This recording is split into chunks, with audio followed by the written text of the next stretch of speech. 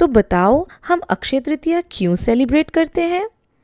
नहीं पता ना? तो चलो आज हम अक्षय तृतीया की स्टोरी सुनेंगे। तो बहुत पहले ये जो आसपास हमें सब दिखता है ना, it use to be very very different.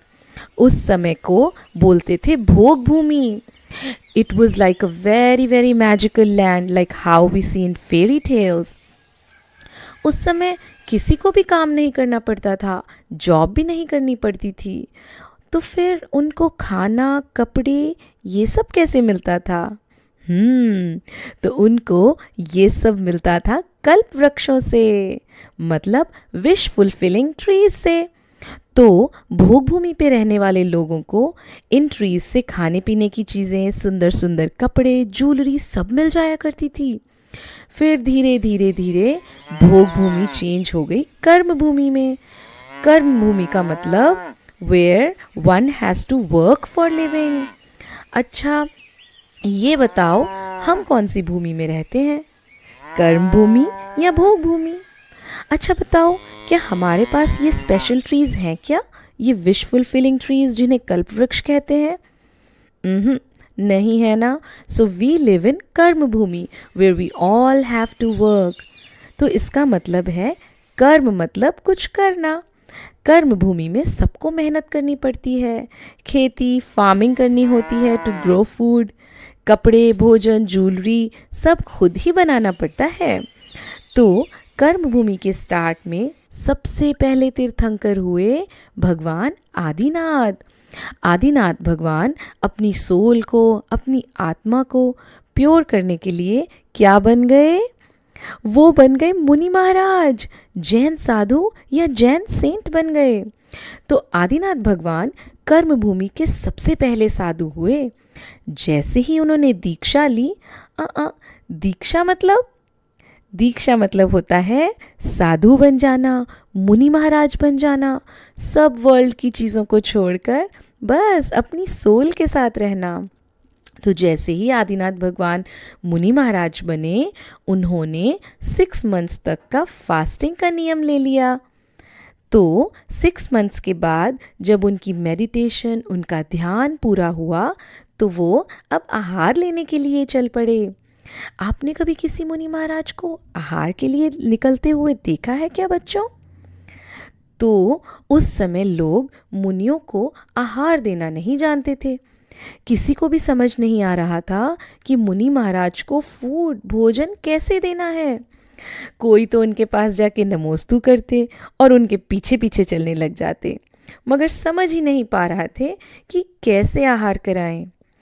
तो ऐसा करते करते भगवान के 6 मंथ्स और निकल गए। उन्हें तो आहार ही नहीं मिला, क्योंकि उनको आहार देने की विधि या उसका पूरा प्रोसेस किसी को भी पता नहीं था। अब तो भगवान को आहार लिए, फूड लिए हुए पूरा 1 ईयर, 1 साल हो गया था। तो विहार करते करते ऋषभदेव एक सुंदर सिटी जिसका नाम था हस्तिनापुर, वहाँ पर आ गए। उस समय वहाँ के किंग का नाम था सोमप्रभ और उनके ब्रदर थे श्रेयांस कुमार। जैसे ही उन दोनों ब्रदर्स को पता चला कि आदिनाथ मुनि महाराज आए हैं, दोनों भाई जल्दी से उनके दर्शन करने अपने पैलेस से, अपने महल से बाहर आए और बहुत हैप्पी होकर उन्हें नमस्कार, उन्हें बो डाउन किया और उनकी 3 प्रदक्षिणाएं दी। मतलब सर्कल करते हैं ना हम मंदिर में, उसी को तो प्रदक्षिणा कहते हैं। तभी राजा श्रेयांस को याद आया कि राजा श्रेयांस की लाइफ में आने से पहले वो पिछली लाइफ में क्या हुआ करते थे। ये बात कुछ समझ नहीं आई। पिछली लाइफ मतलब क्या?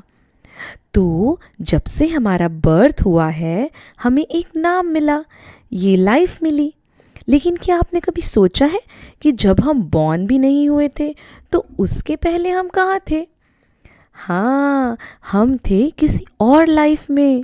है ना बड़ी इंटरेस्टिंग सी बात।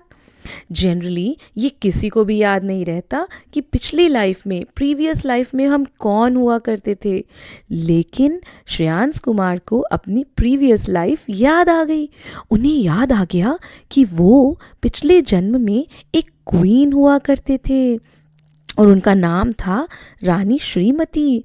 और जो आदिनाथ मुनि है ना, वो उसी प्रीवियस बर्थ में उनके हस्बैंड हुआ करते थे, राजा वज्रजंग के नाम से।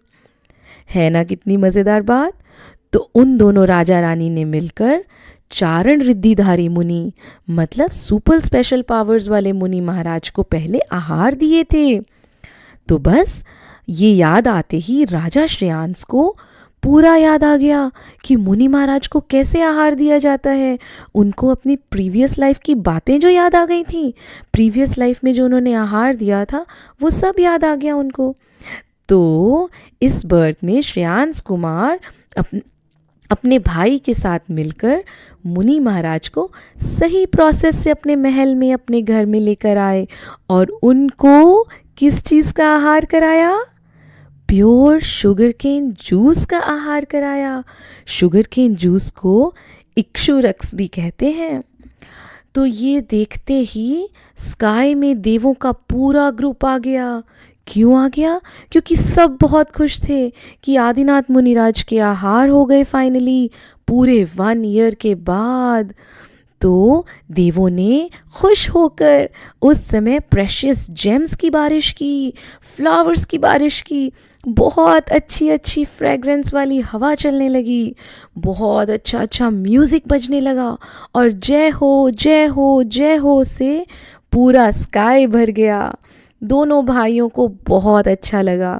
तब से लेकर आज तक भी वह दिन अक्षय तृतीया के नाम से फेमस है। क्यों हुआ फेमस? क्योंकि इसी फॉर्चुनेट डे से श्रेयांश कुमार से मुनि महाराज को आहार देने का, फूड देने का ट्रेडिशन शुरू हुआ। चलो अब अपन सभी प्रॉमिस करते हैं कि हम भी एक दिन मुनि महाराज को आहार ज़रूर देंगे और बनेंगे श्रेयांश कुमार जैसे लकी। बनेंगे ना? जय जिनेंद्र।